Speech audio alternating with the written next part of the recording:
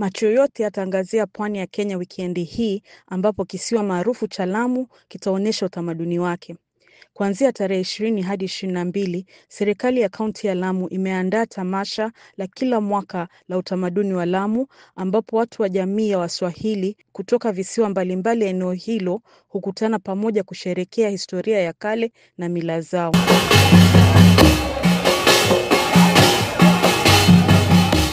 Katika siku hizi 3 kutakuwa na maonyesho ya utamaduni, muziki, sanaa, mashairi na vyakula vya aina mbalimbali. Pia kutakuwa na mashindano ya kitamaduni ikiwemo ya jahazi baharini na mbio za punda, wanyama muhimu katika maisha ya wakazi wa Lamu. Tamasha hili linatarajiwa kuvutia washiriki kati ya 20,000 hadi 30,000 ambao huja kutoka sehemu zingine za nchini Kenya na pia kutoka mataifa mbalimbali duniani.